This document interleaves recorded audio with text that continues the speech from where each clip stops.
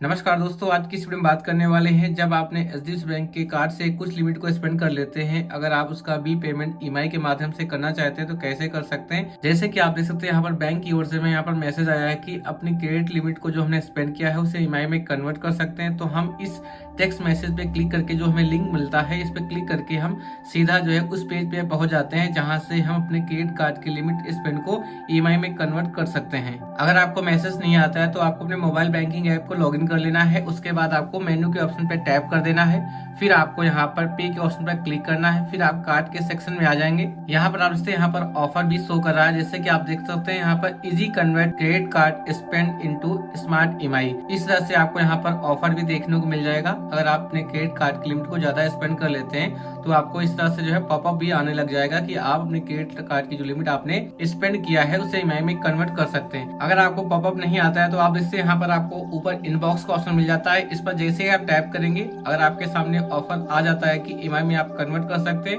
तो आप आसानी के साथ उस पर टैप करके कि आप अपने क्रेडिट कार्ड की लिमिट को ईएमआई में कन्वर्ट कर सकते हैं। तो आइए देख लेते हैं आप कैसे अपने क्रेडिट कार्ड की लिमिट को ईएमआई में कन्वर्ट कर सकते हैं और कितना चार्जेस हमें पे करना पड़ेगा।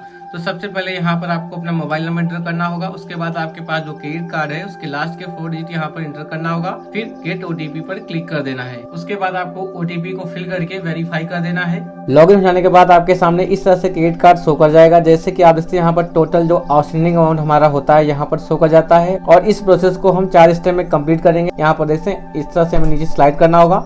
यहाँ पर जो भी आप ट्रांजेक्शन किए होंगे और जिसके लिए एलिजिबल होंगे यहाँ पर आपके सामने वो अमाउंट शो कर जाएगा। जैसे कि यहाँ पर देखते हैं अनबिल ट्रांजेक्शन, यहाँ पर 2 अमाउंट हमारे सामने शो कर रहे हैं। जैसे कि आप पहला ट्रांजेक्शन देख सकते हैं और दूसरा ट्रांजेक्शन।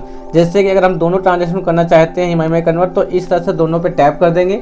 अगर हमें मान लीजिए एक अमाउंट को ईएमआई में कन्वर्ट करना है तो हम यहाँ पर एक ऑप्शन को चूज करेंगे। उसके बाद अब आपको यहाँ पर कंटिन्यू ऑप्शन पर क्लिक करना है। इस तरह से आप इससे यहाँ पर हम मिनिमम जो मंथ कर सकते हैं 6 मंथ और मैक्सिमम 48 मंथ, यानी कि मैक्सिमम से मैक्सिमम जो हमारी ईएमआई हो जाएगी 48 महीने के लिए होगी, जिसमें हमारी कम से कम पेमेंट जो जाएगा महीने का 463 रुपये जाएगा, जिस पर हमें प्रोसेसिंग फीस 649 रुपये पे करना पड़ेगा। अगर इसे हम 6 महीने के लिए करते हैं तब आप यहाँ पर देखते हैं यहाँ पर जो प्रोसेसिंग फीस हमारी रहेगी 649 रुपये रहेगी। प्रोसेसिंग फीस हमारी सेम होने वाली है।